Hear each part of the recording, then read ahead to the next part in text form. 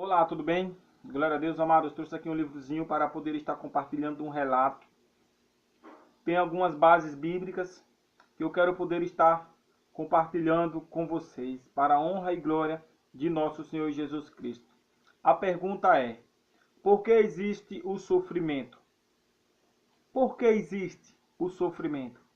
E neste livro, amados, nos relata histórias com bases bíblicas para muitas respostas que nós temos. Amém? Glória a Deus. Que diz assim, ó: muitas pessoas veem os resultados do mal, com as suas misérias e desolação, e questionam como ele pode existir no reino de um Deus infinito, em sabedoria, poder e amor. Aqueles que estão dispostos a duvidar utilizam isso como desculpa para rejeitar os ensinos da Bíblia. A tradição e a interpretação errônea têm obscurecido o ensino da Bíblia sobre o caráter de Deus. A natureza de seu governo é a maneira como ele trata com o pecado. É impossível explicar a origem dos sofrimentos humanos de modo a dar a razão de sua existência. Apesar disso, pode-se compreender o suficiente sobre a origem e o término do pecado, a fim de que seja percebida a justiça e bondade de Deus. Ele não é, de modo algum, o responsável pelo surgimento do pecado. Ele não retirou arbitrariamente sua graça, nem houve qualquer imperfeição em seu governo para dar motivo à rebelião. O pecado é um intruso e não pode ser oferecida razão alguma para sua existência. Desculpá-lo significa defendê-lo, se fosse possível encontrar uma justificativa para ele. Deixaria de ser pecado. O pecado é uma atuação de um princípio contrário à lei do amor, que é o fundamento do governo divino. Antes da manifestação do mal, havia paz e alegria por todo o universo.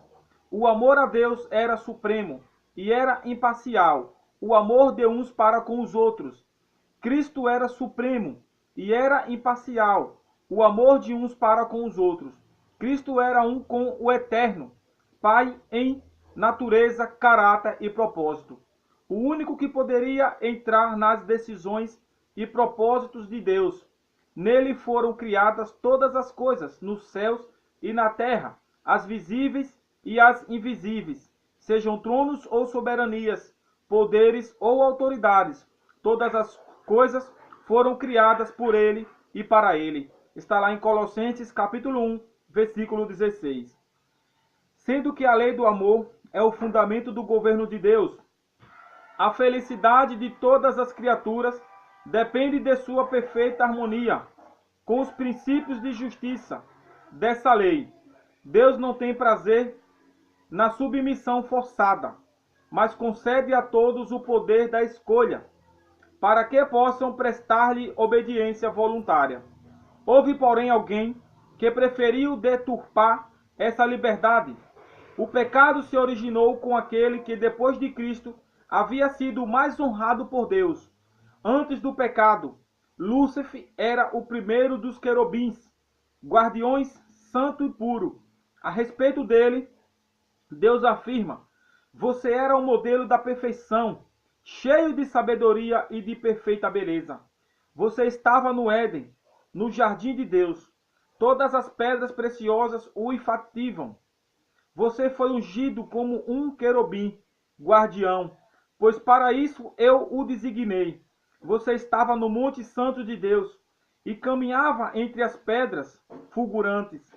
Você era inculpável, e seus caminhos desde o dia em que foi criado, até que se encheu de maldade em você. Seu coração tornou-se orgulhoso por causa da sua beleza, e você corrompeu a sua sabedoria por causa do seu esplendor. Você pensa que é sábio, tão sábio quanto Deus, que está lá em Ezequiel 28, versículo 12 ao versículo 17. Você que dizia no seu coração: subireis aos céus, erguerei o meu trono acima das estrelas de Deus. e me assentarei no monte da Assembleia, no ponto mais elevado do monte. Subirei mais alto que as mais altas nuvens.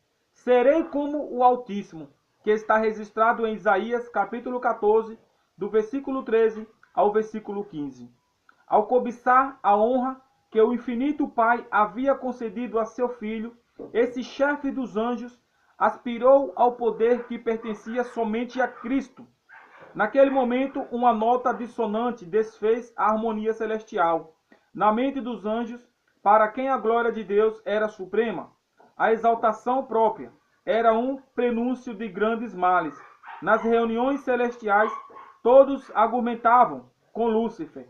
O Filho de Deus lhe apresentava a bondade e justiça do Criador e a natureza sagrada de sua lei. Ao afastar-se dela, Lúcifer desonraria seu Criador e traria ruína sobre si mesmo. Mas as advertências apenas despertavam atitude de resistência. Lúcifer permitiu que prevalecesse sua inveja em relação a Cristo. O orgulho alimentou o desejo de supremacia.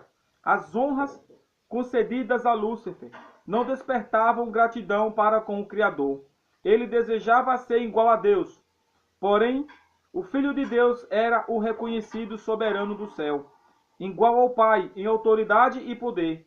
De todas as reuniões divinas, Cristo participava, mas não era permitido a Lúcifer penetrar no conhecimento dos propósitos divinos, porque, perguntava o poderoso anjo, deveria Cristo ter a supremacia, porque ele é honrado acima de mim.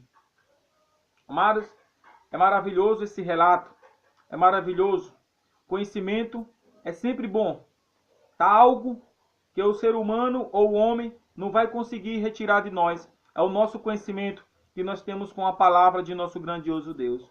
Louvado e exaltado é o nome de nosso Senhor Jesus Cristo. Amanhã eu vou estar continuando com essa maravilhosa lição, esse maravilhoso relato que fala da queda daquele anjo. O anjo que se corrompeu-se por causa do seu orgulho, por causa da sua beleza, ele foi corrompido pelo pecado.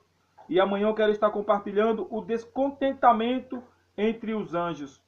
Nós iremos ver que Lúcifer, depois de ter pecado, depois de ter transgredido as leis divinas, ele não somente caiu, mas como ainda conseguiu levar a quarta parte dos anjos junto com ele. Amados, Deus é fiel, Deus é maravilhoso. Jesus te abençoe, te guarde e te ilumine. Que o Senhor Deus te dê capacitação, sabedoria, no nome santo de Jesus. Fiquem todos com Deus, no nome maravilhoso de nosso Senhor Jesus Cristo.